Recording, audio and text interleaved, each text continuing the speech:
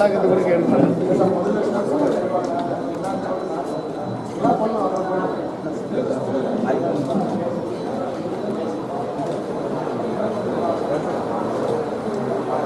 திருமால் எடுத்துட்டு பார்க்க தூர்வா.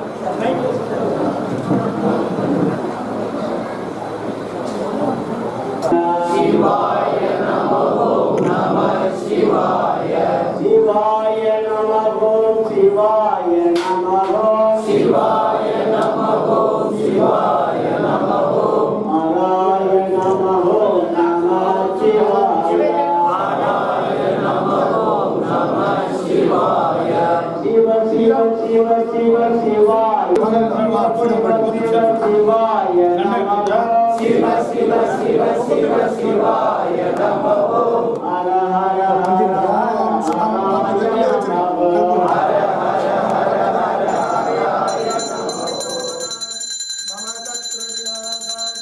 दीपज्योति नमोस्तुते दीपमहालक्ष्मी नमः आत्मज्ञानज्योतिने नमः ॐ सन्नो मित्रः संवरुणः सन्नो भवत्वर्यमः सन्न इन्द्रो बृहस्पतिः सन्नो विष्णुरुक्रमः नमस्ते वायो प्रत्यक्षं ब्रह्म त्वमेव प्रत्यक्षं ब्रह्म वदिष्यसि शांति शांति शांति அன்னாரை பற்றி சிறு உரையாளரை நிகழ்த்தி அதற்கு தொடர்ந்து புஷ்பாஞ்சலி.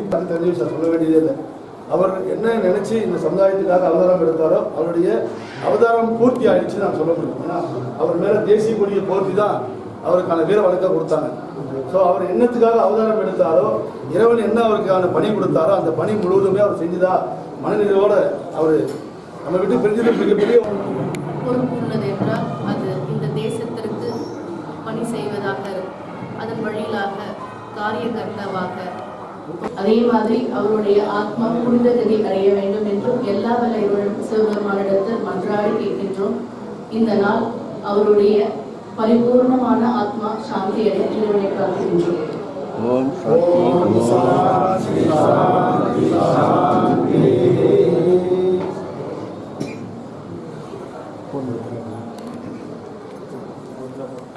நடப்பு நாள் படம்